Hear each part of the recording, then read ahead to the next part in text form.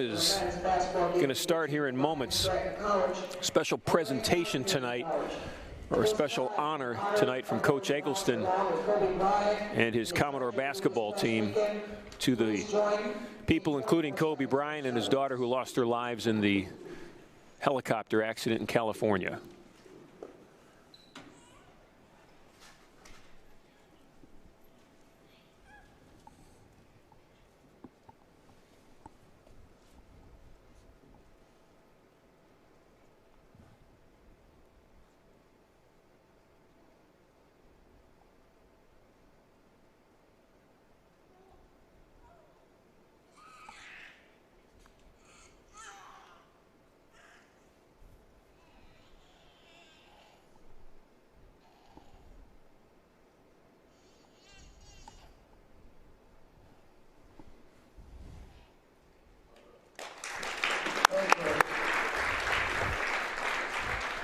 Coach Vince Granito joining me, the women's coach here at Lorain County Community College. They put 24 seconds on the clock. Of course, that's symbolic. That was Kobe Bryant's number. Yep. Silence for 24 seconds, not only to honor Kobe's life and legacy in the NBA, but the 8 other people that were on that helicopter, including Coach Granito, some parents with their daughters. Right. And I think maybe that's the thing that struck people the most, that there were, young people with their moms and dads, in the case of the Altobelli family. Right. Mom and dad and children. It's so it was a nice tribute. And, Marty has a little bit of a connection to, back to his Philadelphia days when Joe Bryant, Kobe's father, would play at places like Baker Center and different places like that. And Marty would play against Joe, Kobe's dad. And I asked Marty, did you ever see little Kobe there? And he said, well, it's such a long time ago, I'm sure that he was. Yeah, he was there. He doesn't remember him specifically, but he does remember once, though. They were playing in a summer league game in Coatesville, and Kobe and Rip Hamilton showed up, like in a truck, right onto the court. Coach Eggleston said, and nobody knew who it was. Right. They were just all annoyed that this truck pulled up onto the basketball court and stopped the game, and out jumps Kobe Bryant and Rip Hamilton, and of course they closed the place down. But so we're ready to play basketball. Coach Granito, as both teams come onto the floor, let's get your thoughts on the women's game tonight. You guys look strong. Yeah, we've been doing it on the defensive end, I think, the last handful of games. I think, when you can hold a team to, at least in the first half, under 20 points, which we did, and that's, we're starting to find our identity. I think that's the key, is we now know, okay, we're a defensive team, and that's where it's going to start on the defensive end. Sometimes we go through droughts where we don't do a lot of scoring, but if we can get stops done on the defensive end, that's really not going to matter all that much. So that was the formula tonight, at least. So, well, I think that's going to be the needed formula tonight for Coach Eggleston's team, defense. Right. The game they played last week, I think, was the best defensive game they've played maybe in all the games that I've called, against Edison State, especially the first half. It was outstanding. Yes. At the line, Anthony Morris. Early foul will go against the Commodores. It's Jalen Jenkins with that first foul, and at the foul line is Anthony Morris. I know this Bryant Stratton men's team has been playing very well as of late. They I follow some of their coaching staff, people on Twitter, and I'm able to see, as I do with many of the coaches, both men and women in the league. So I've been able to follow some of their scorers. So, well, one of the storylines tonight is the last time these two teams played. That was December 21st, just a few days before Christmas. Is Jacob Marsh couldn't get the roll, but the follow won't go either. Tying it up, doing a nice job, is Jason Becca. Possession arrow will go to the Bobcats. The last time these two teams played, 4 days before Christmas, Bryant Stratton won that game by 55 points, 105-50. This is a different team, though, the Commodores now, both in personnel and in, I think, teamwork. Right. Attitude, everything. Yeah, and I think better. Similar to our program, I think they're starting to find their identity too. I think that's, earlier on in the season, they weren't quite sure what type of a team they were going to be, and I think more and more you're starting to see, some of these role players starting to step up, and so. How long does that take? Sometimes you go through sometimes you go through a whole season and you never get it. So you usually hope by about this point in the season, as we're starting to get down into the last 3-4 weeks of the season, with the playoffs coming up, that it's at this point that you want to start having that. So D'Amico Nelson with the first bucket of the night for the Commodores, long range three. And that is a good one by Deshaun Reed. On your team, I see Zaya Moore take those. That about 22-footer. Yeah. She's not sitting next to you, so I'll ask you. You okay with that? Actually, I'm okay, depending on the situation in the game. I know there were a couple of them that she pulled a little bit too quick tonight. When we had the lead, we wanted to work the clock a little bit. So, but,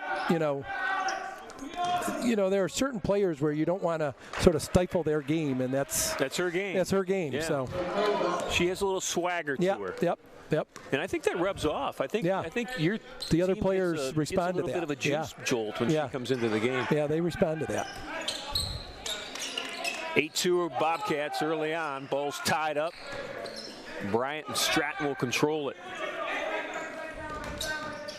Jacob Marsh with defense. Good defense. Forced the turnover. First turnover. Jacob Marsh out of Elyria, the former Pioneer. 11 points per game, the sharpshooter for Coach Eggleston. Every team needs a sharpshooter. Whistle near half court. A little bit too much on that set screen. Offensive foul there. I was watching an NBA game the other night, and I think it was Brad Daugherty actually was talking about the difference between screens now in the NBA game specifically and screens during his day. He said, when he played, and I look at Daugherty as a guy that didn't play that long ago, because that was during a time where I actually covered that team. That's D'Amico Nelson with the layup. But Brad talked about how when he would set those high screens for his guards, they were teeth rattling screens. Yeah. And that's the way it was. Right. And that was accepted. And in the NBA today, he said they don't let you do that anymore. No. Yeah. And he wasn't lamenting like the olden days or anything like that. He just was pointing out that there is a difference. It's a huge difference. Yeah. Jenkins on the break with speed. Sets up his open look for Marsh. Good look. Jacob knocks it down. Jacob Marsh with 40 three-point shots on the season, leads this Commodore basketball team. Haley Sprouse, who leads your team, I think she had 3, maybe 4 tonight. Yeah, She's 4 got threes 32, tonight. I think, on the season. She was really looking good from the outside. Yeah, she was feeling it tonight. I joked with her when I took her out there in the fourth quarter. Boy, you were really feeling it tonight. So, boy, look at the spin, the control DeRay Menefield had on that shot. Yep.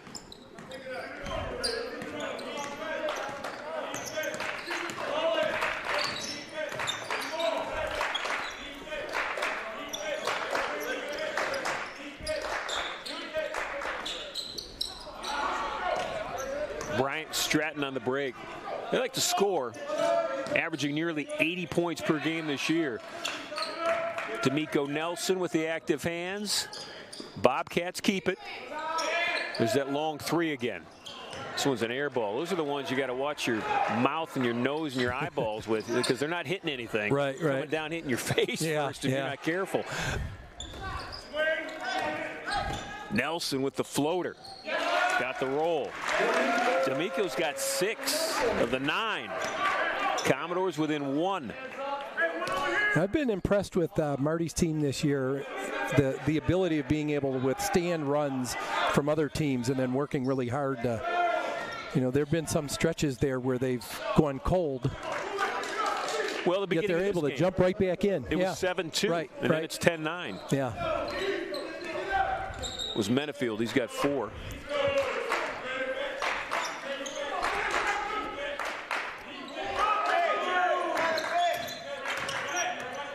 talking to Marty during your game. He joined us as you are about the simple importance of the ball fake. Yeah, yeah. Just the fundamental beauty that it is, right, and right. what it can lead to. Yeah. It was Alex Wyatt on a drive that started with a ball fake. Do you coach ball fakes? Do you practice ball fakes, or are they? We do that. I mean, especially especially shooting drills that we do in practice. We work on ball fakes, head fakes, make sure that they work on it. I saw Kelsey Simmerly, actually, I pointed out she had a nice one tonight from over in the corner, and she was able to drive right behind when she got the defender up in the air. So Menefield with his 6th point. Kelsey's ability to drive off the ball fake or off the dribble her quickness is something that is really one of her strengths. Quickly down. Sean Reed, he's got 5. So that lead has grown back to 5 for the Bobcats. Commodores in their last game, they lost to Edison 80-70, but before that they'd knocked off Terra State 89-68. So defensively, they've played well in their last 2 games. Bobcats on the break. That, if you can limit that flow, and it's what John Beilein is running into now as head coach of the Cavaliers. Yeah. His team can't get back defensively. Yeah. That has led to it was 10-9, and that was good hustle back on that one. Beautiful job by Nelson. Miko Nelson.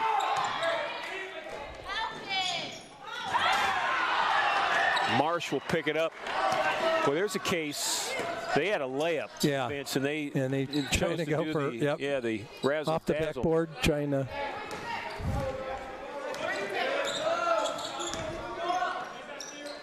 Nice job.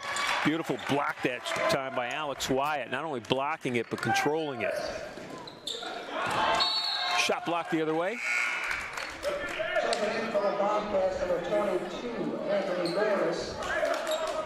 Anthony Morris now in, the freshman guard out of Scott High School in Toledo. Marsh off the inbound.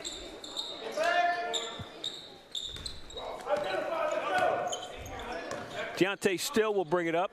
Still from Atlanta Christian High School in Georgia.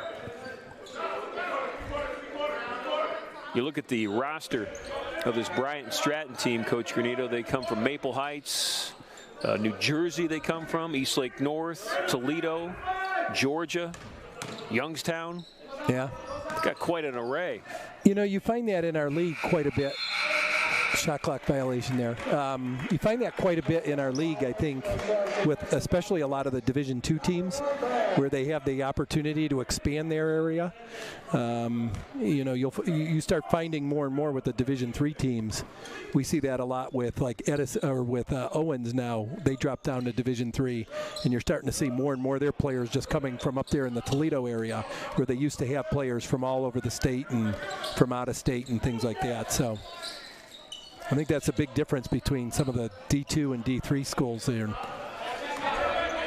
So just to explain to everybody, if they're wondering what you mean by Commodores on the break, this is Wyatt with the layup. D1, D2, D3 at the community college level. The difference is significant, so go ahead and explain it. Yeah, so at the Division I level, which there really aren't any Division I schools here in Ohio, but the Division I level, nice shot there, Division I level, they're allowed to give tuition, pay for the students' books, and then also pay for room and board. At the Division II level, players are allowed to get their tuition paid for, their books paid for, and so at that point that becomes then a tool that coaches can use as a recruiting thing to get players to come in that may not have come into their school. And at the Division III level, you've got players that are essentially playing because they really want to be able to play. Right. I mean, there's no financial incentive there for it. So that's where we are here at Lorain County Community College at the Division III level. Boy, Jacob Marsh had a beautiful shot. And then a steal that almost led to a fantastic drop step by Alex Wyatt. Just got everything on that one but the bucket itself. So it's 21-15. Commodores down 6. Jenkins will step back, spot up, shoot it. Wyatt with the rebound. Alex using the muscle of his leaned-in shoulder. He's got 6 points. He's got 6. Nelson's got 6. Marsh has got 5. 3 players have combined for the 17 for the Commodores.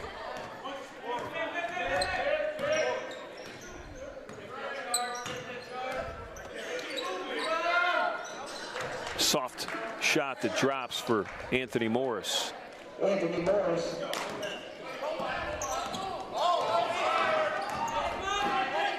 Marsh missed it short. Chasing it down is Becca. Ball will stay with the Commodores. Vince, I was talking to Marty about stability. He's in his 7th season. You're in your 5th. You're in your 20th year here at Lorain County Community College. How important is that, stability in a program, specifically, at the community college level, where you're, where you are drawing from young people in the county specifically, that they know that Coach Granito's there, or Coach Eggleston's there. I think it's real important. I've gotten to the point now where, my high school coaching career was all done over on the east side, so I wasn't as familiar with high school coaches here in the Lorain County area. Now it's gotten to the point where several of the coaches are contacting me to alert me of players that are possibly going to be coming to school here and let me know about, possible players to come in. So them knowing that I'm the coach here and that I'm a professor here, I think really is a benefit, because they tell their players, he'll be able to work with you, at least in terms of the registration process, knowing who to go talk to if they need to go talk to somebody, in terms of classes and things like that. So, and of course all the players know where my office is, so I routinely have not only players from the women's team, but every now and then some of the players from the men's team coming in to the office over there. So, well, you and Marty have definitely, made it easy to know, understand the welcoming environment that both of you have. Marty, one of his roles on campus is mentorship.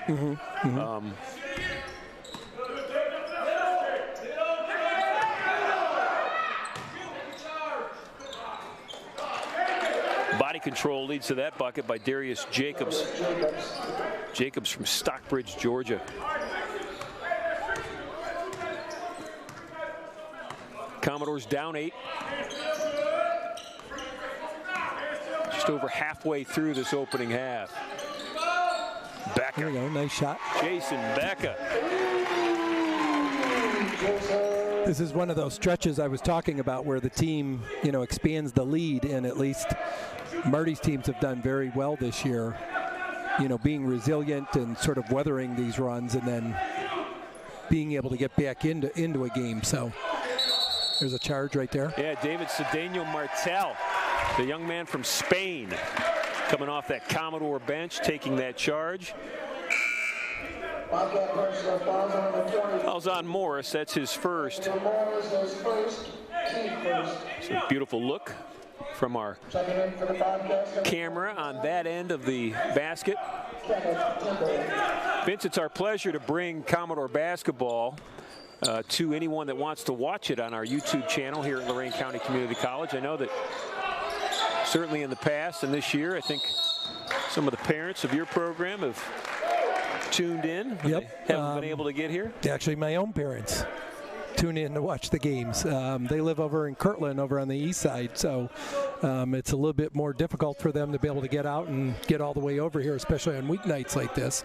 So they sort of appreciate these games, and they watch it from their computer at home. So I know we usually contact the athletic directors from the opposing teams and let them know as well, so that they can have their parents watch the games live. Boy, those offensive putbacks just make your coach lose his hair. Devontae Craven with that dunk.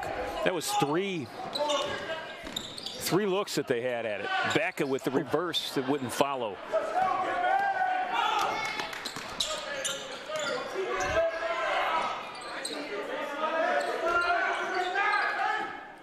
Game's quick right now, and I don't think that's where Marty wants it. No. Yeah, he wants to be able to control the pace here with this team, especially with how well Bryant and Stratton gets the ball up and down the floor. Jenkins is going to shoot free throws. Fouls on Bryant and Stratton. Fouls on Still, that's his first. This is Jalen Jenkins, the young man from South High School in Willoughby South. There's a timeout on the floor. It is a 30-second timeout. We'll keep it right here with Coach Granito. There's a look at the Commodore bench with Coach Eggleston. You know, I was asking him what he would be saying. So I'm going to ask you now, what would you be saying in this huddle? Down 7 with 7 to go. Yeah, well, I'd probably be talking about what we were just talking about in terms of being able to control the pace here. You know, don't let it get up and down here. These are stretches here. I know coaches love to be able to go into halftime with the momentum. So, you know, probably telling them let's limit the runs here in the last 6:50 to go. You know, they're only down 7, so they're right there. You know, right there in the game. So. You know, it's funny, we talked about momentum going into breaks, into halftime, stuff like that. We talked about that as well. You're so right. I mean, well, you guys had such a big lead, and then they, you know, towards the end of that first half, they started making a little run. And, right. You know, and you were able to stop it. Right. And push it back out, actually. Yeah. And that was important. Yeah, and there are some coaches that actually coach that, where they will actually pick up in the last couple of minutes of a half or of a quarter, just to try to steal that momentum.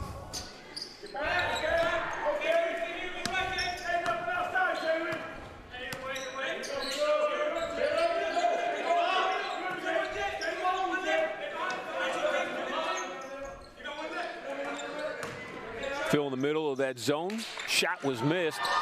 Jenkins doing a nice job. It's Daniel Martell. David gave up the reverse. That ball movement will set up the open look at the top of the key. You know, seeing Jenkins grab that rebound inside. Jalen Jenkins standing at 6 foot reminded me of Maya McDonald at 5'2", had at least 3 rebounds for you guys. Yeah. Long 3 by Deontay Still.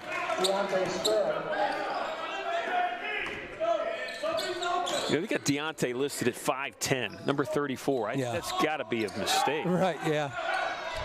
This is Deontay Still on the break. Good defense. D'Amico Nelson has done a nice job. Yes, getting back on transition.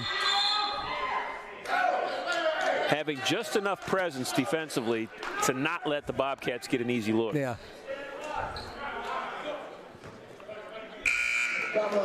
Fouls on Daniel Martell. That is David's first. I think they're talking a little bit out on the court now in terms of communicating in that zone. When you play a zone, I think it's so important for the players to be able to communicate with each other, as offenses usually try to do either backdoor like that or overload on the one side of the ball. And so communication ends up being real key on the part of the defense. Looks like they're going with a little bit of a trap up here. Temple's first basket. So they've changed defenses here right now. They're coming up and trapping the ball right over half court. Nelson with the floater that wouldn't go. Commodores actually did a good job of recognizing that. They just didn't, the shot just didn't go. Anticipating the trap is key, isn't it? Yeah. You know, when the ball gets trapped, you know there's always going to be one player open. So it's a matter of keeping your head up and seeing where that open player's at. Muscle inside for Menefield. He's got 8. Here it is. They're going to do it again here, trapping up. And then they trap that first pass. Marsh, need it. Got it. There we go. Nice shot. Jacob Marsh. And that's one way to beat a defense like that. When they're trapping, you know, quickly attack the ball. You got the ball right there in the middle, and then don't hesitate, attack.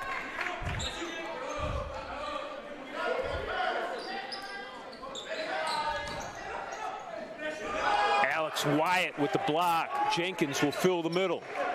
Nelson on the left-handed shot, wouldn't go. So Daniel Martell down with defense. Nice job. It was Wyatt the other way. Jenkins for another three. Vince, this is a great example of what you talked about with Coach Eggleston's team. They were down 13. Yeah. They've gone on a 6-0 run. Now they're down 7. It's that resiliency that they show.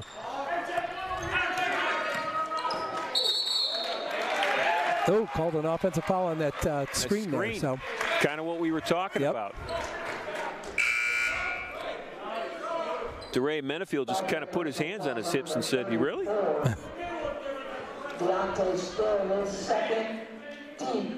Called it on Still. It's his second. I thought Menefield was the one that set that screen. Jenkins is going to walk it up. 3:30 left to play opening half. It's a good one.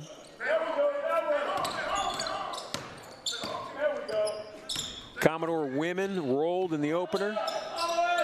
Men looking to pull an upset in this second game. Jenkins is going to shoot free throws. Jalen got his defender to leave his feet and then just took it right at him.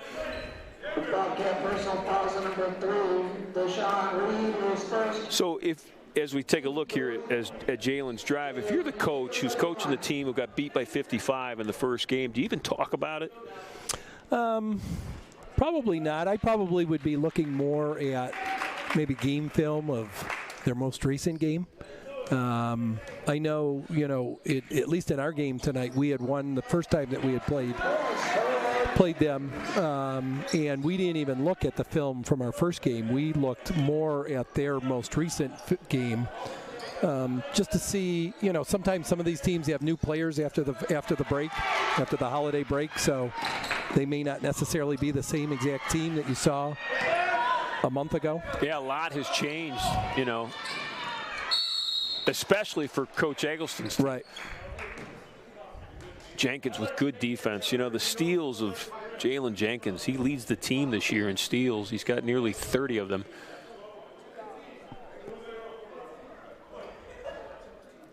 This is Reed at the foul line. Deshaun Reed, 5 points so far tonight. Solid shooter, 73% on the season from the foul line. One of the 4 players on their roster from Maple Heights. Yeah, Reed's from Maple Heights, Devontae Craven from Maple Heights, DeRay Menefield from Maple Heights, and Kennedy Temple from Maple Heights. So the Mustangs of Maple Heights are a feeder school right now for Bryant Stratton. Well, if I'm not mistaken, I think they do a lot of their. So Bryant and Stratton does not have a gym. That's one of the reasons why we play both of the, the 2 games that we played this year, both here on our court. They play several different places. They play out at Spire out in Geneva. But if I'm not mistaken, I think they do a lot of their practice and stuff over at Maple Heights. So that might be that connection there. Good hands. Jenkins leads to the turnover. Beautiful ball fake. Get the roll. Did not go. Jalen trying to keep it alive inside. He's going to do it. It's tied up.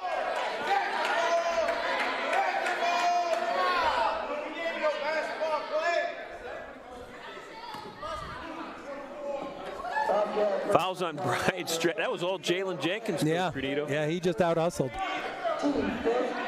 Fouls on Temple. It's his first. Those are one of those 50-50 balls that we always talk about, where you have either team's got an opportunity to get it, and you want to always be able to out-hustle, and he certainly out-hustled on that one, being the smaller of the 3 guys that were in the middle of that. Yeah, he was not giving up on that play. No. Fade away. Martell and Wyatt keep it alive. Plenty of time. 15 on the shot clock. Alex Wyatt turned around and took a look at that shot clock. Commodores down 7, now inside 2 minutes left to play opening half. Jacob got tied up. They're going to call a foul, a reach-in foul. Fouls on Temple. That's his second in the last 30 seconds. We got one more before we start shooting the bonus here. So, one of the things from your game that I did not understand, they put more at the foul line. The shot clock had gone all the way down. They huddled in front of you, put 7.2 seconds on the clock. Why did they put 7.2 seconds on the clock? So the scorekeeper that we have here marks down whenever the foul is called and marks down exactly how much time is left in the quarter. Nobody had recognized that it was 5 team fouls, which meant she really should have been shooting instead of taking the ball out of bounds. So we took the ball out of bounds with 7.2. With 7.2 left, and so when they realized their error, they put her on the line to be able to shoot her 2, and then put the 7.2 back up on the clock. So that explains it. Yep.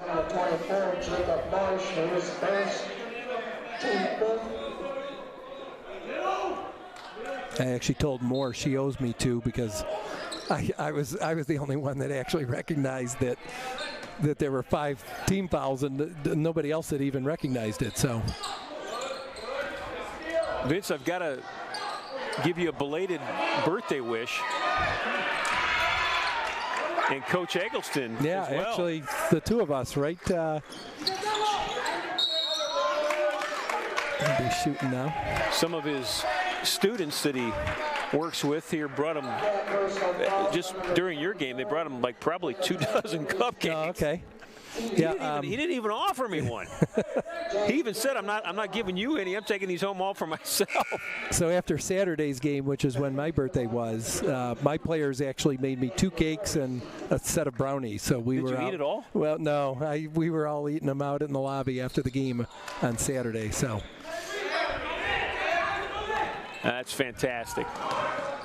Both of you guys doing a great job with the young men and women that you're coaching here. There's a look at Coach Eggleston. Marty's an imposing figure on that sideline. Yeah. Fouls on Cedeno Martel. That is David's second. So with 1:15 left to play in this opening half, stepping to the line is Deshaun Reed. Reed, 3 of 3 with 8 points. 3 of 3 from the foul line. He's got a 3-pointer. You know, I talked about Moore with, dynamic energy when she comes in. This young man that just came in for Coach Eggleston, same thing, Darian Jackson. When he comes in, the energy level is just increased by his will. Steal. And there's that layup. And here's the finish that you don't want to have. Yeah, right. They had closed it to 5. So they've jumped into a press for the first time this evening, and that's.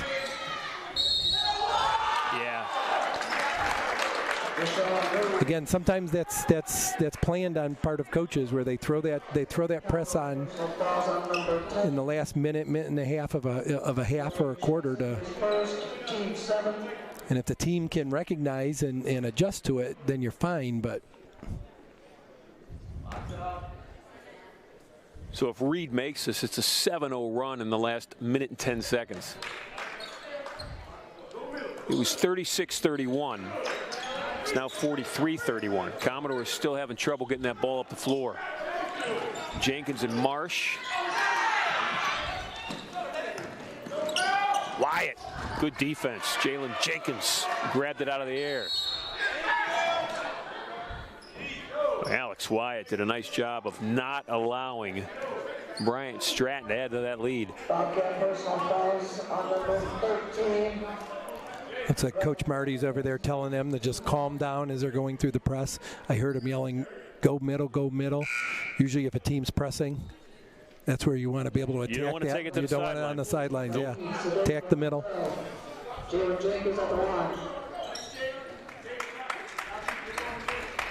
They want you to go to that sideline because suddenly they've got an extra defender without even having a body. Right.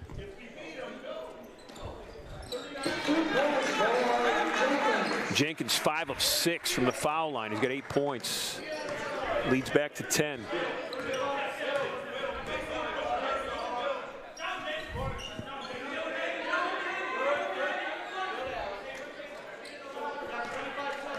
About an 11-second difference between shot and game clock right now. Shot clock's down to 7 seconds. Commodores could use the stop. Shot missed badly, and they'll say it did not hit iron.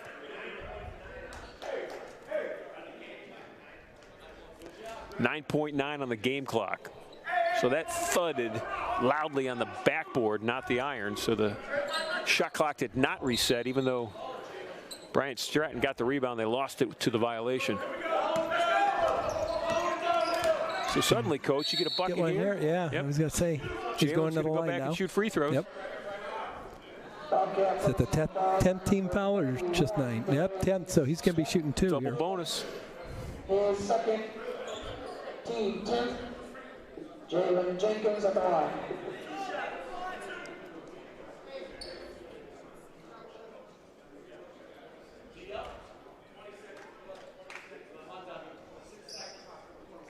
Looks like he's got a little bit of a cut on top of his eye there that they said.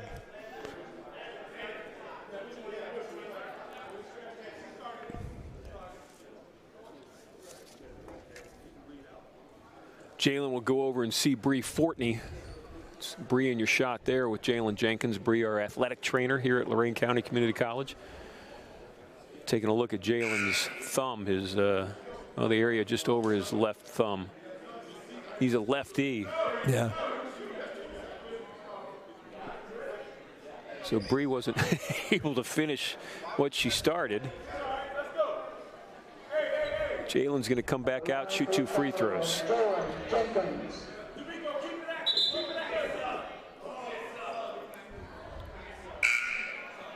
No, because they weren't able to tape it, they got to.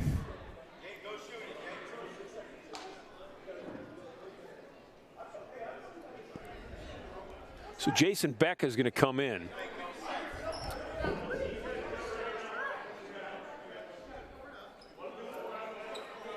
So Bree's going to tape it up. Coach Eggleston's wondering if they keep saying 20 seconds. Is there a time limit to get that fixed? Yeah, so usually if there's an injury like that, they give you 20 seconds to be able to do it. Otherwise you're forced to have to sub in. Now, because he was not throws, Coach Marty's allowed to choose who he wants to shoot the free throws. So. And that was Cedeno Martel. David's a good shooter. It's just an unfortunate stroke of bad luck because Jalen Jenkins was feeling it from the foul line. Those are 2 points that are taken away.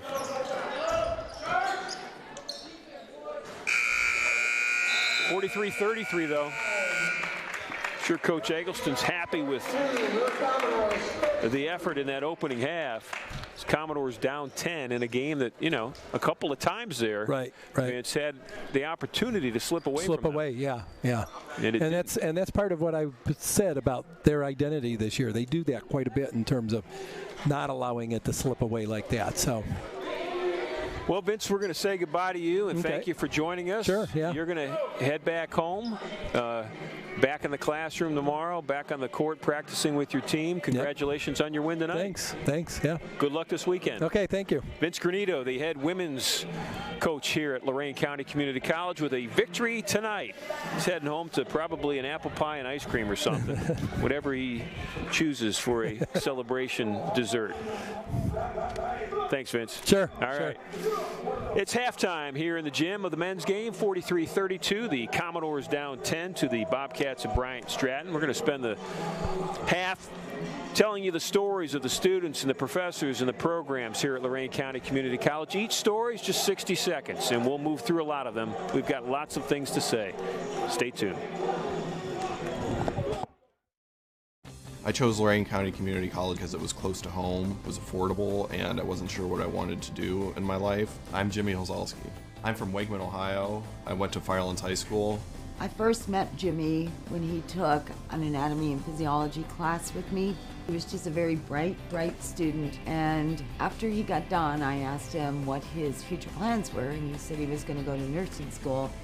And my response was, why don't you go to medical school? And I told her that I didn't have the confidence in myself or the knowledge to be able to navigate a pre-medicine major. And I said, I can help you get there. We don't have traditional students here. We have students that come here with a story of their own. Just finished my clinical rotations at Ohio University, and I'm getting ready to move to Dayton to do emergency medicine residency at Grandview Medical Center. I chose Dr. Durham to hood me at graduation because she really became my mentor and guided me to this place that I am in my life, so I couldn't think of a better person to do it. Getting my education means I can use my brain. I won't have to struggle always.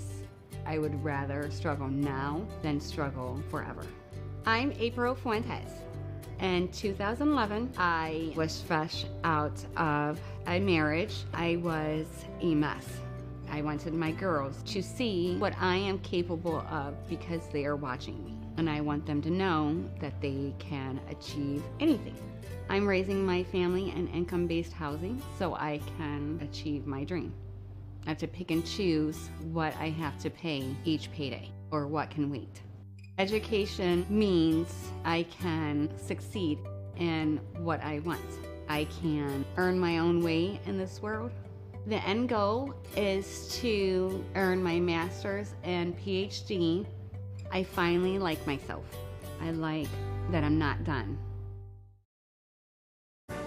We're involved with the PIC Math Research Grant, which is about having students use math to solve industry problems. We are trying to use an algorithm to find anomalies in data. We're finding red flags. We're looking for indicators of a problem. There's almost math equations to model for anything in everyday life. Somebody designed everything, and they probably use math for it. I love math. I actually have a whiteboard at my house that I do problems on.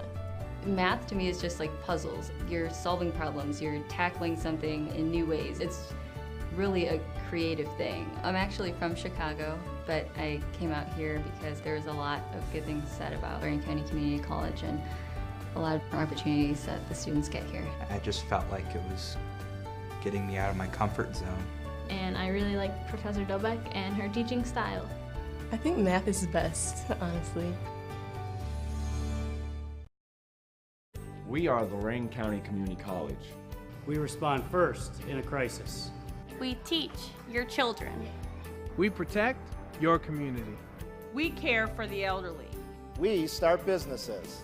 We are right here for you, for your family, and for your neighbors. You can count on LCCC's graduates to keep your community strong, safe, and healthy. You can count on LCCC.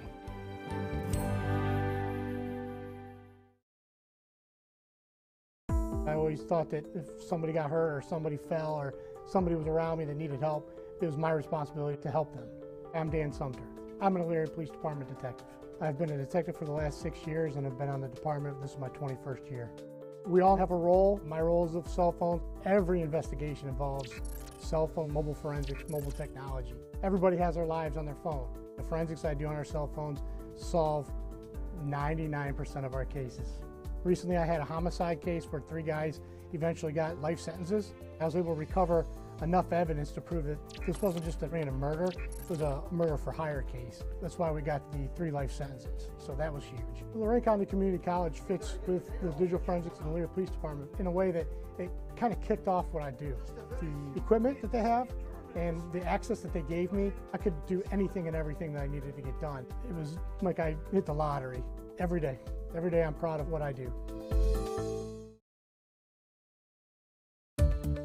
I'm a registered nurse at Elyria Memorial Hospital. I work on the cardiac telemetry floor, observation unit.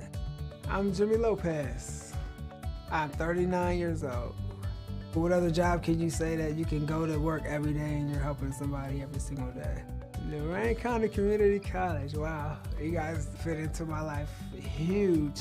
I'm from Lorain, so they have a place in Lorain that you can go. There was a learning center. I feel like I've done a lot. I'm not done yet, though. The LCC has that partnership, so I'm just gonna keep going. Ride it all the way through, right? Why not use all my resources? That's what smart people do. Has it been easy? No. But nothing you want is easy in life, right? Without Lorain County Community College, I probably wouldn't be where I'm at today. I wouldn't be sitting here with you guys today, that's for sure. I wouldn't be making a difference in so many people's lives either. My wife Marcia and I, our family, we have a small farm in Avon Lake. We're transitioning to organic farm. It's about 2.5 acres that we're growing on. We're growing a variety of vegetables and spices. We believe in organic because we believe it's the best way to farm. I'm Joe Coleman from Coleman Gardens. Our relationship with the culinary arts program here at Bryant County Community College was really by chance. My wife was at the annual Empty Bowls by the Lake in Avon Lake, and she just happened to enjoy Chef Adams' New England clam chowder. And the relationship from there has blossomed. We have been more than excited to have the students of the program come on our site and plant. They came out about 6 weeks later, and they harvested and then brought it back here. I believe they were using it for final exams. If they can realize early in their career that buying local, finding places that they can buy fresh produce locally not only supports a local community, but it also lowers the carbon footprint. We would love them to keep coming out and planting on our site, coming back and harvesting it. I wanted to make a difference. I have always loved helping people. I realized I wanted to become a nurse when nursing called me. It feels good to know that I help make this community safer. I love that I'm able to give back to my community every single day I go to work. The children in my classroom are our future, and I'm helping them grow into amazing adults. I am Lorain County Community College. I am LCCC. We are here for you.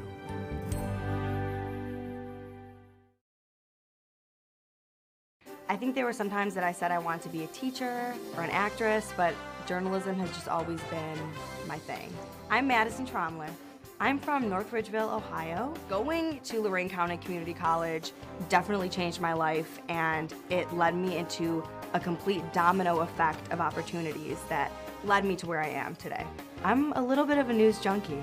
To write about an event or a specific time or feeling, it's unlike anything to me, and I just love words. I was an intern at the Chronicle Telegram newspaper in Elyria, and it was probably one of the best experiences I've ever done. So at Channel 3, I spent a lot of time at the assignment desk, and I also did a lot in the field, going out with crews and photographers and reporters and helping with their stories. I think I love the pressure, being on that deadline. It's really fun. I definitely think coming here is how I got to where I am. It was the best decision I ever made. I'm currently a Lorain police officer. I hold the rank of detective sergeant. I'm Tamitha Angelo. I'm from Lorain. I am the first female sergeant here at the Lorain Police Department. After getting out of the military, I used my GI Bill to attend Lorain County Community College, where I obtained my associate's degree. I also went to Lorain Community College Police Academy. I chose LCC to follow my career. The toughest part of my job at the Lorain Police Department is dealing with kids that maybe have been abused. It's a majority of the work that I do working with children and handling homicide cases, especially when children are involved. I think being a mom and being that mother makes you want to shield the children from what's really out in the world. I think the best part of my job that makes me happy is obviously going home to my family and going home safe, but knowing that I put every bit of effort that I could to be able to lock up somebody that deserves to be locked up. I'm a Swiss CNC machinist at EMC Precision, currently completing an engineering internship as well. Hi, I'm Sarah Grieve. We take a bar of material with no dimensions to it, and we run it through a machine with between 10 to 15 tools, and we come out with the precise part afterwards. I just always was into mechanical things. My dad was a machinist. I started LCC actually while I was in high school still. I got a lot of hands-on experience at LCC. I would love to get into making medical parts. That was something my dad did for a long time. I feel like those parts are more meaningful in life and actually change people's lives. And that's something that comes out of this with 3D printing. That's something down the line. The medical industry is growing huge because of this industry. I would like to go back for my bachelor's degree with the LCC partnership through Akron. And then after that, I would love to get in my career as an engineer full-time. I like my job. It's very hands-on. I can see what I did at the end of the day. I can hold my part and feel accomplished. At Lorain County Community College, our graduates give back. We connect with the community. We have a clear vision. We finish what we start. Start your education. Start your career. Start your story. Our graduates are prepared for the jobs of the future. Lorain County Community College. Start your story today.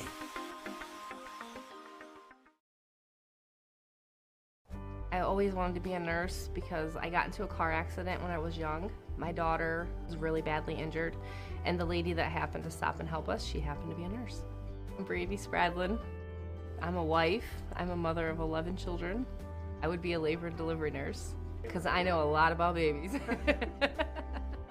I went to school and I graduated in 2007 as a medical assistant.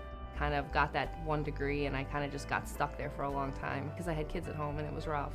Just never had taken the steps to push forward. And now my kids go here, so now I get to kind of have the best of both worlds because I get to be at school and I still get to see my kids. In May, I will get to graduate with my nursing degree, and my son will graduate from high school from LCC's early college. Brandy Lynn I hope that I'm Stratton. an example to my children. I hope. I cannot wait to go back to school and become a midwife. I love babies, and I love pregnant women and bringing a baby into the world. I don't think there's anything better than that.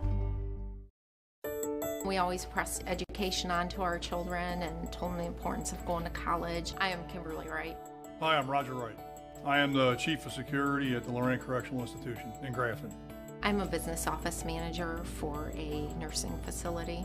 How long did it take me to get that degree? Probably about 7 or 8 years, because I was taking one course at a time, focusing on family, which was something else we told our kids, that you really need to finish something if you start it. And we walked up and got our degrees together. It was pretty neat. I'm thinking about entering one of the partnership programs. Through that course of time, our oldest one graduated, our second one graduated, and our third one's currently in school.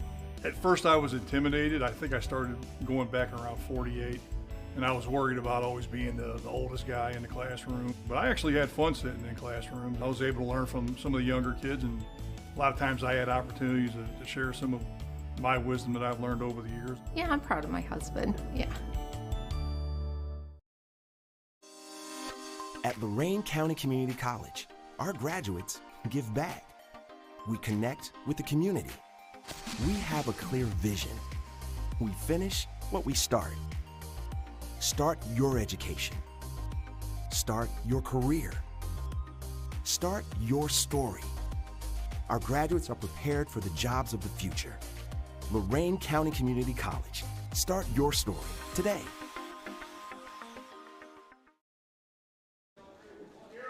David Cedeno Martel and his teammates doing their final warm-ups. Heading over to the bench. Second half about ready to start. Commodores down 10, 43-33 to Bryant Stratton. Taking a look at what happened in that opening half scoring-wise for Lorain County Community College. They had 5 in the books, led by Jacob Marsh. Marsh had 10. Jalen Jenkins had 8. Alex Wyatt and D'Amico Nelson had 6. And Jason Becca added a 3-point shot to round out the scoring. Taking a look at Bryant Stratton leading the way for the Bobcats. Deshaun Reed had 14. DeRay Menefield had 8, and they've got a score of others. Craven had 4, Thurman had 4, Morris had 3, Temple 2, Jacobs 2, and Deontay Still had 6 points. Commodores in the opening half shot just 33% from the field. They were 11 of 33 from the field, 4 of 11 from outside the arc, and 64% from the foul line, 7 of 11. Bryant Stratton, 42% from the field, 17 of 40, shot 86% from the foul line. Just missed 1 shot, 6 of 7, and they made 3 of 9 from outside the arc. Turnover-wise, both teams, well, Bryant Stratton had 6. Commodores almost doubled that. They had 11. It led to a lot of fast break points by Bryant Stratton, and every time the game got a little bit away from the Commodores, it usually was the result of a turnover that led to an easy bucket. But to the credit of the Lorain County Community College, they have come back every time. D'Amico Nelson with a high shot off the backboard. Nelson's got 8. And we're underway here in the second half.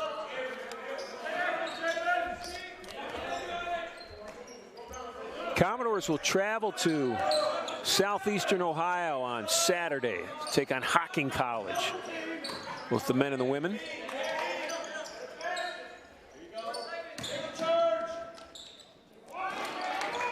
Nice body control on the baseline drive by Greg Thurman. Thurman's got 6.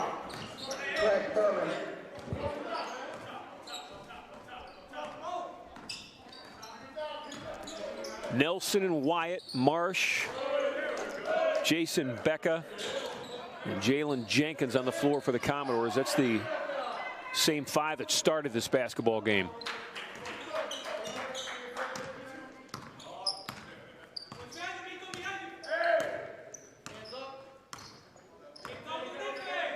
Commodores in that 2-3 zone.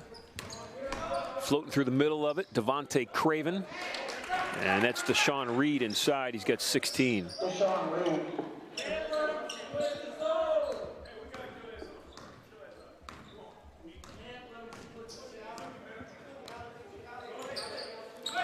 Commodores very deliberate tonight, on purpose. Becca out to Marsh from about 23 feet. On purpose because they don't want this to happen, at least not often. And that's for the Bobcats to get out and run with it. Reed thought about shooting it. Dribbles in a little closer, missed a shot, but the rebound follows, stays in the hands of the Bobcats. That height differential inside right now is, boy, Devontae Craven at threes. He looks at it. He's as frustrated as the fans that are here to cheer on the Bobcats tonight. Marsh. Quickly down the floor, this is Reed, right at Jenkins. Jalen Jenkins stripped him. Looked like a clean one. He'll get called for the foul. Foul's on Jalen. That is his second. And this is Deshaun Reed, who was perfect from the foul line, 4-4 in the opening half.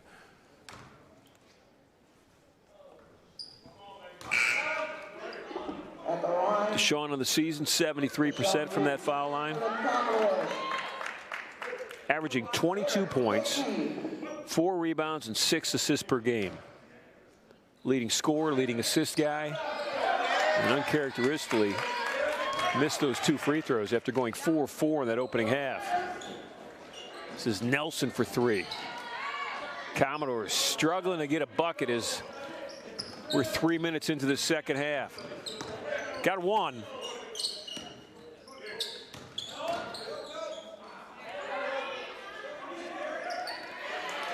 Shot inside, following his own miss with a make is Thurman. He's got 8.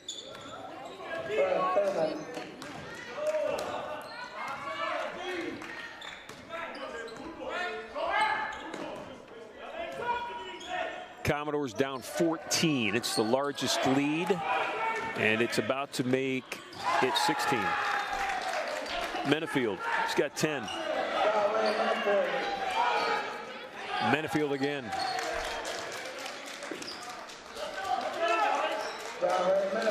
Leads at 18.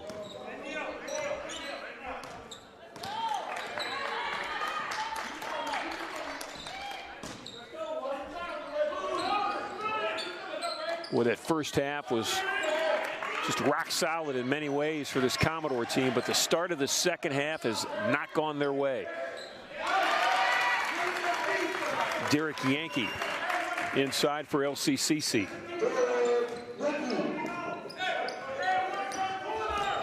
Just 2 baskets so far in the first 4.5 minutes of the second half for the Commodores. Menafield again, trouble inside, tipped it to his teammate. Craven with the layup, he got 6. Marsh is going to shoot free throws.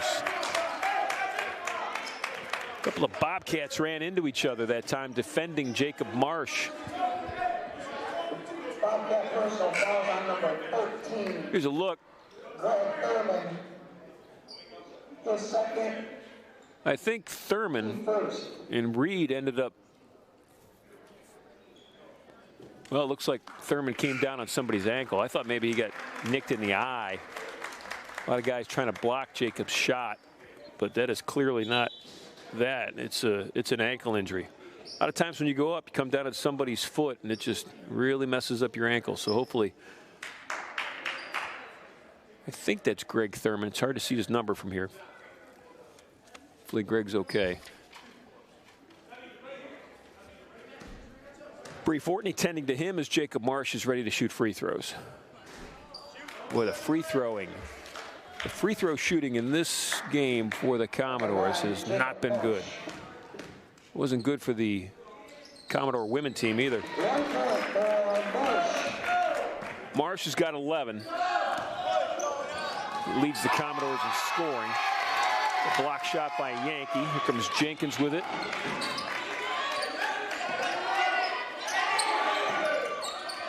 Wyatt got in trouble.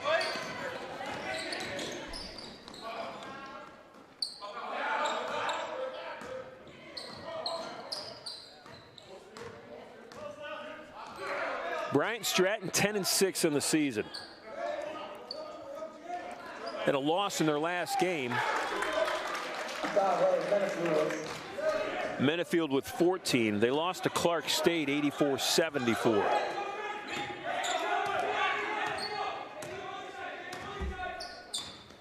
Good road team. 8 of their 10 wins this year have come on the road. It's because they play, I think they might play entirely on the road. I don't know if Maple Heights High School, if they host any games there for them or not. I know that they practice there. So they have been forced to be a good road team.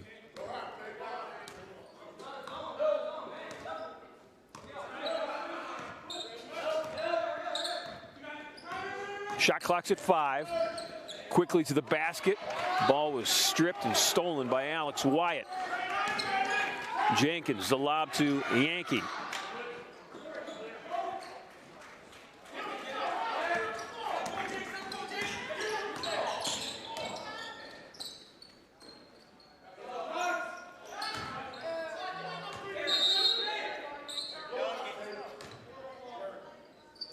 So Greg Thurman is back up after being tended to. Walking back to his bench.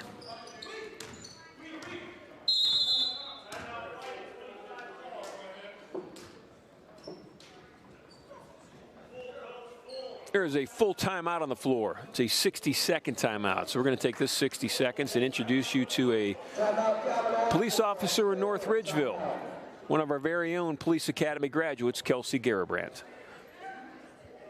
I'm the first female police officer here in the history of North Ridgeville Police Department.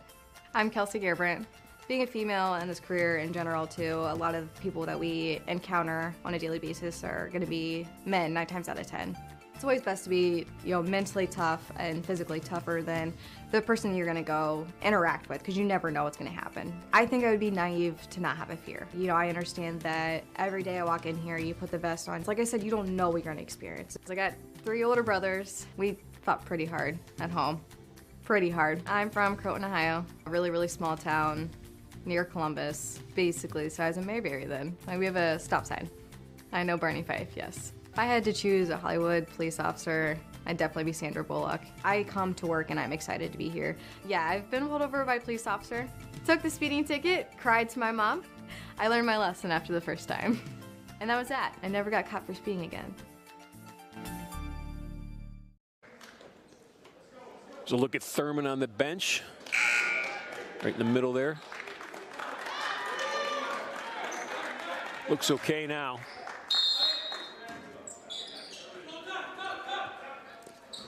$19-point Bryant and Stratton lead. It was 10 at halftime, but they came out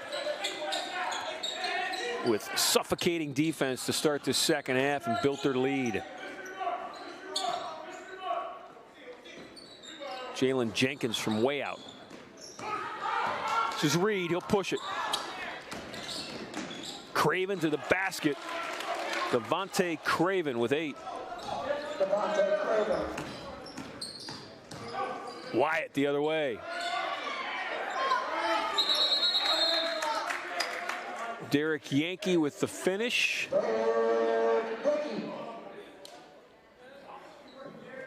Foul on the floor after the basket. I don't know if they called that on. They called that on DeRay Mennefield?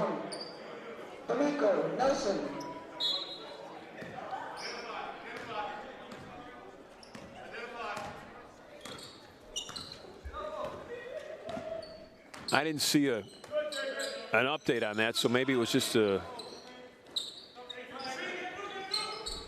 whistle to stop play. Doesn't appear to be a foul. Bobcats control it. Yankee with a rebound.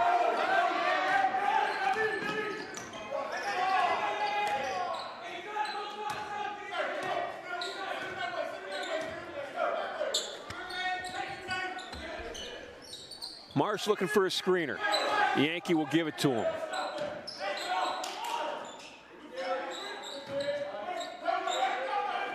Yankee on the left block. This is Wyatt with a strong move. Shot would not go, and Craven goes up and pulls down the rebound. Craven the other way. Devontae Craven has 10. He'll look for 11 at the foul line. Fouls on a Yankee. That is Derek's first. 25, Derek Yankee, his first, team second. Checking in for the broadcast number 31, Darius Jacobs. Off the bench, 2 points in the opening half. Darius Jacobs from Stockbridge, Georgia, a 6'5" freshman forward. Darius now in the game for Bryant and Stratton. And Craven's got 11 points. Marty Eggleston trying to will his team to their 5th win this year.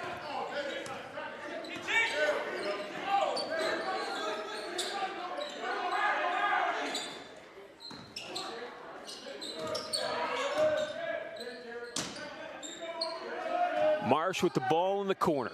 10 seconds to shoot. Martell will get the screen from Yankee. Derek rolls out of it. David will shoot it. Commodores can't find the basket right now. They have scored just 7 points in 9 minutes.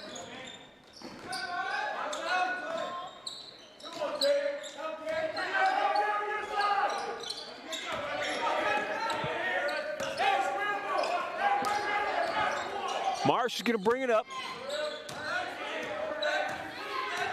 Marsh and Martell, Yankee, Wyatt, D'Amico Nelson. Now on the floor for the team in white, trimmed in blue and gold. Beautiful pass, Martell to Yankee, shots blocked. Well, Bryant Stratton closed quickly. They had 3 guys descend on Derek Yankee.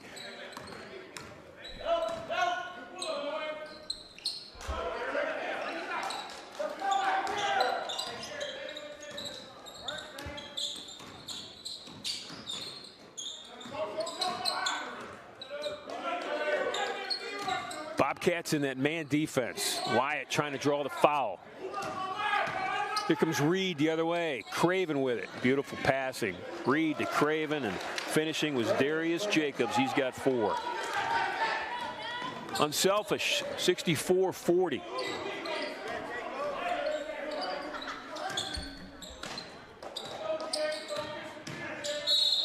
Derek, or actually Alex Wyatt's going to shoot free throws.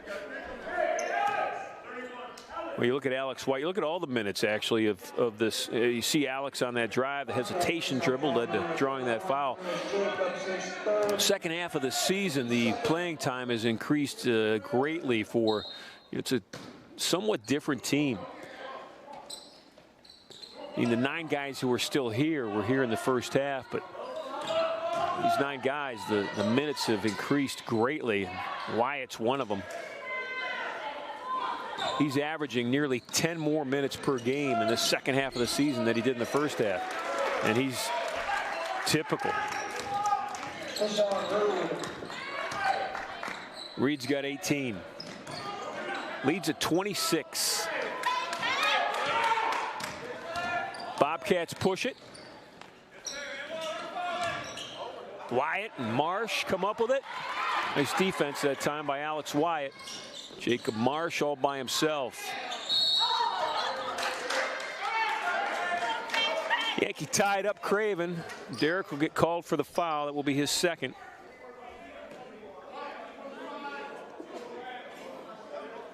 Foul, personal fouls on number 25. Jason Becca has checked back in. He's another one of those players whose minutes have really grown over the month of January. Jason went from 12 minutes per game in the first part of the season. He's now averaging 22.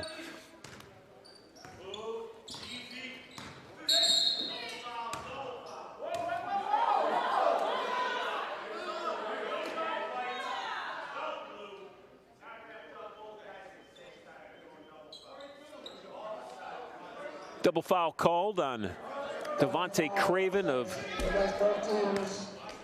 Bryant, Stratton, and Derek Yankee of Commodores. It's 3 for Derek.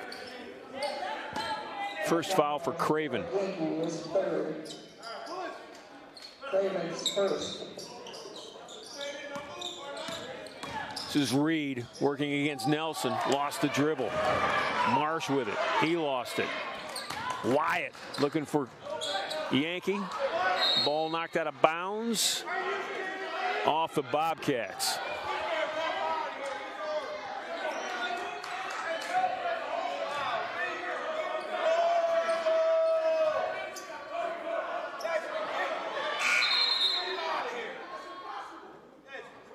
Checking in for the Bobcats, number 23.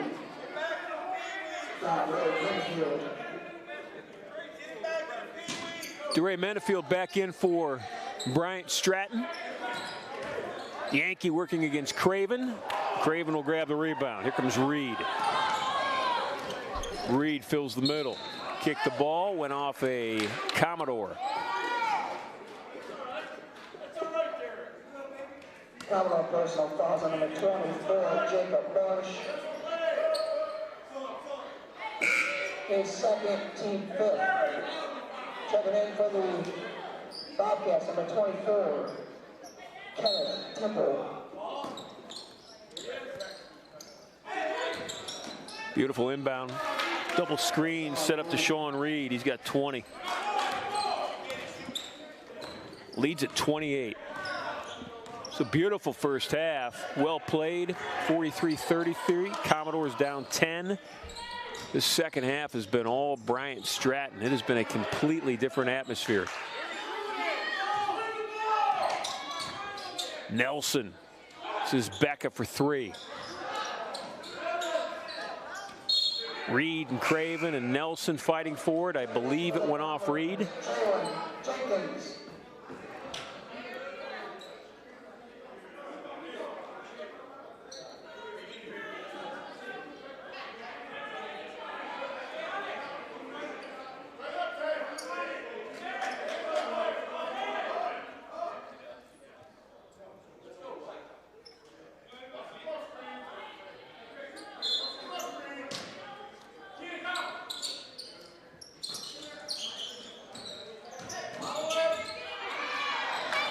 Marsh trying to get it to Yankee. Reed will steal it, lead the break, lob to Menafield. It didn't count as a dunk, but it dropped in anyways. DeRay Menafield with 16.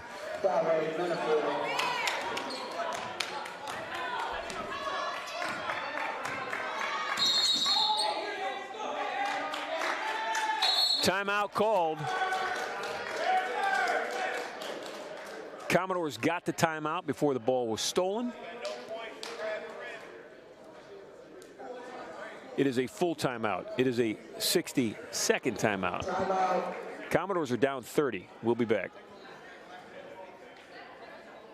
I've been a full-time student here since I was a sophomore. I have 84 college credits. I'm 18 years old. My name is Hannah Newsome. I would love to be the person that creates an artificial heart from live human cells. I've always been very interested in the Jarvik heart, how it's been able to keep people alive so much longer. I'm doing HIV research on a deletion mutation at Lorain County Community College. The goal is to create a new therapy for HIV/AIDS. I work under Dr. Harry Kessler. I love learning, so I don't just love learning in the classroom, I love learning how my car works, learning theory of music and how it all relates, math, how it can combine things together. I love seeing how we can potentially manipulate genetics, which runs on a code, how to help people to change their condition. I'd love to be a biomedical engineer. I sing, but not very well.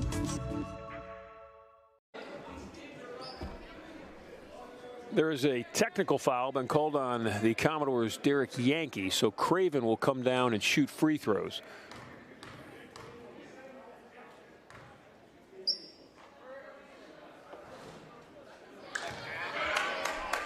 Devontae on the season, 73% from the foul line. He's 1 of 2 so far this afternoon or this evening. Game started in the afternoon. It is now evening. Women won at 5:30 in their 5:30 start. Big win, 61-39. Coach Granito's ladies looked fantastic. Led again by Venetia Billings. She had 19. Haley Sprouse had 18, and that included 4 threes. So the 2 freshmen, one from Keystone, one from Clairview, were outstanding tonight for the Commodore women.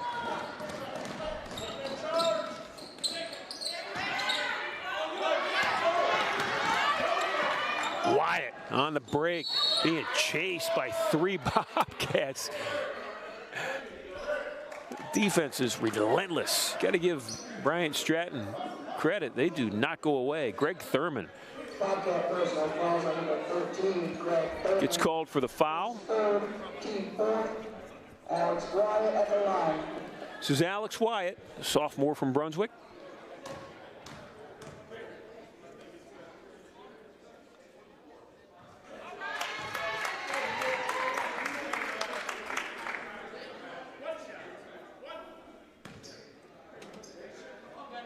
Alex on the season averaging 9 points, 5 rebounds, couple assists. He's fantastic on defense. He's got 12 blocks. He has needed to be rock steady for Coach Eggleston and has stepped up and done exactly that. Middle of the zone again with Menefield, and he walked with a basketball. Ray Menefield has done a nice job of floating through the middle of that zone defense by the Commodores, posting up at the foul line. This is Wyatt working against Craven. Alex with that hop, step, and a jump. Fouls on Craven. It's Devontae's second foul.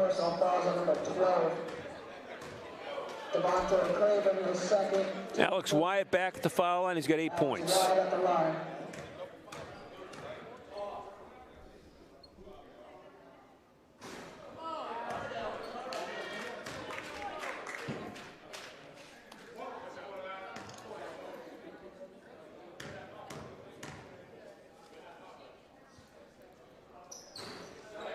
If you look at what the Commodores have done of late, they've really played some good basketball. You know, a couple of examples. The latest one, January 22nd, the win at Terra State. Commodores beat Terra State 86-68. They had lost by 20 to Terra State just before Christmas. So a month later, they turned that around, flipped it entirely. They lost to Edison State in their last game here on Saturday by 10 in a game that was tight the whole way. I mean, free throws just made the difference in the end. So Menefield inside, he's got 18. And coming into tonight's contest, this is a team, Bryant Stratton, who beat the Commodores by 55 the first time these two teams played each other. And it was a 10-point game at halftime. An outstanding opening 20 minutes of this basketball game. The Bobcats have just, they really owned the first 5 minutes of the second half, and it just hasn't gotten any better. That's Temple inside. So the lead's at 31. The second half has been the story. This is Marsh with the ball fake and the shot. Becca tried to keep it alive. Menefield with it. Back to Reed. Shot was partially blocked, I think, by Wyatt, but Menefield standing in the right spot at the right time. He's got 20.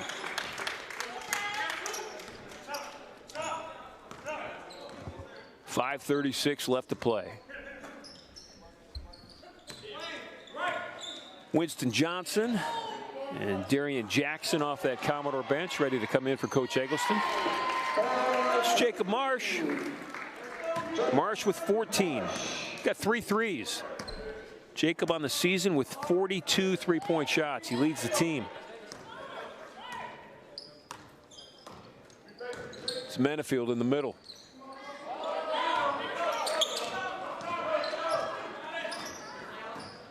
Jenkins spots Marsh. Rattled, wouldn't go.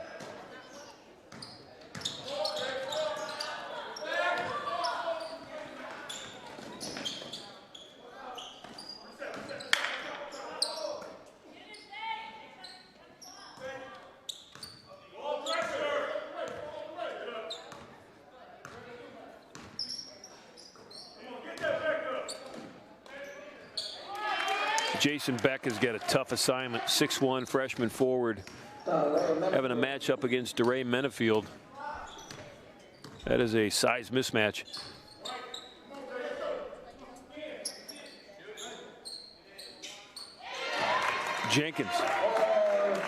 Jenkins has 11.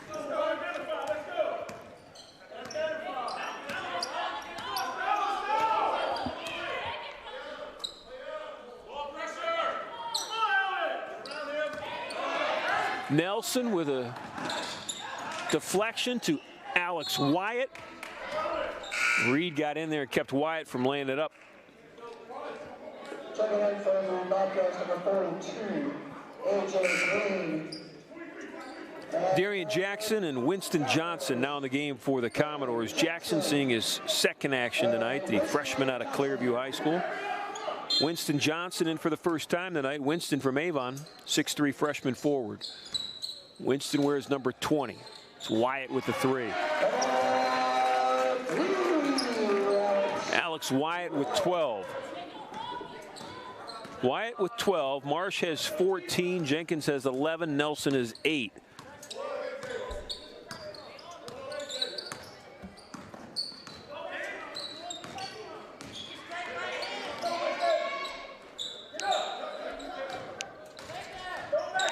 Winston Johnson with the defense. A.J. Green shoots over it, though. That's the first bucket for A.J. Green.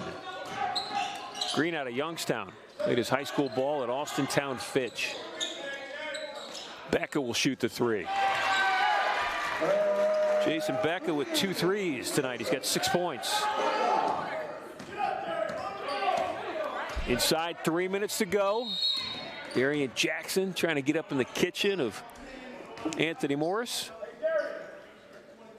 Counter personal fouls on number 10, Darian Jackson, your second, team 7th. At the line, Anthony Morris.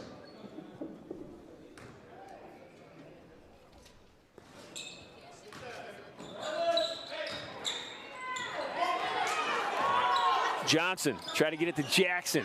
Darian with control. Nice pass. This is Nelson off the glass. Morris down the floor.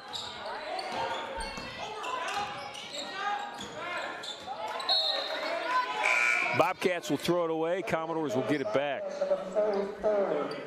John Figueroa now in the game for Bryant Stratton. Figueroa from Afrocentric High School in Columbus, where they've had some success of late at the state tournament in boys basketball.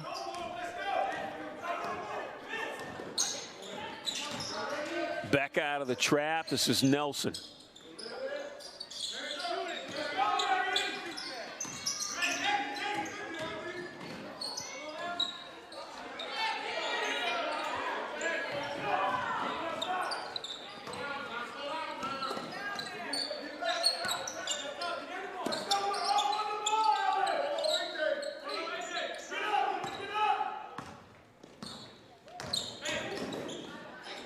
Shot blocked by Johnson.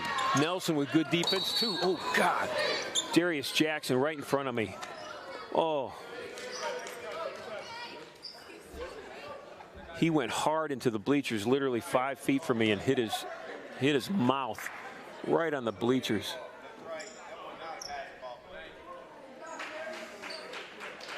Boy, he appears all right, but that happened right in front of my eyes.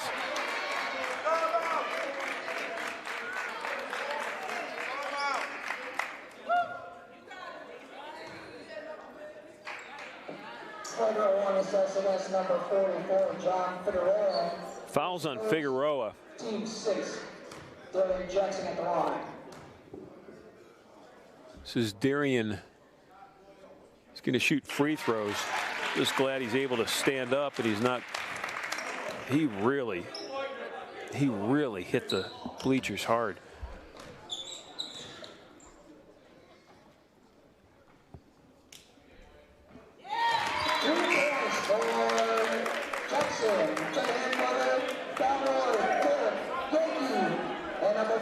Gotta give him credit.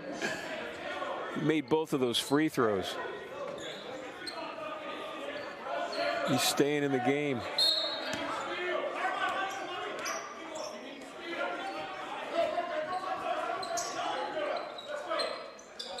Nelson quickly up.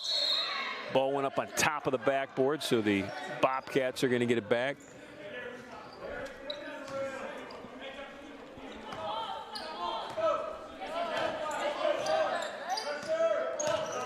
Jenkins with extended pressure.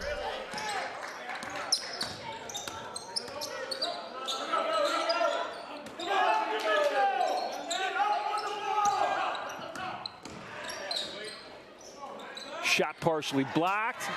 Look at that, Darian Jackson to Jalen Jenkins. Jalen Jenkins with a beautiful soft layup. Nelson involved with Yankee on the floor. Ball's tied up. Possession will stay with the Bobcats. Jump ball possession. Bobcats.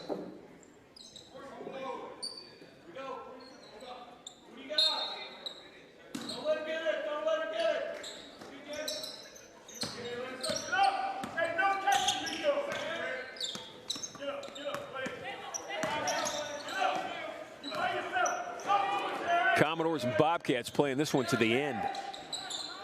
The lead is insignificant, really, to the effort on the floor right now. Meaning the Commodores have not given up. We were down 31 at one point in the second half. Down 23 right now in the closing 40 seconds.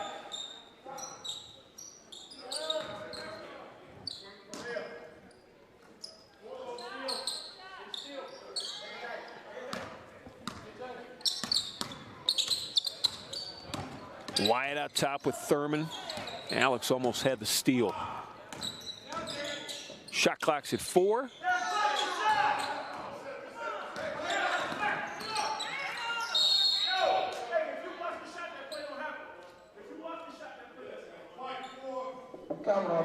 Fouls on number 4. Fouls on Jalen Jenkins. That is Jalen's third. Team 8th at the line. Darius Jacobs.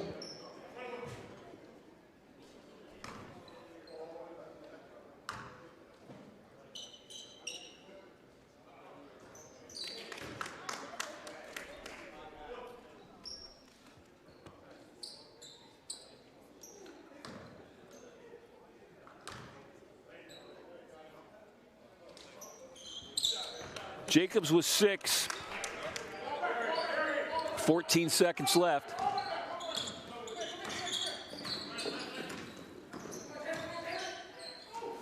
Jalen Jenkins.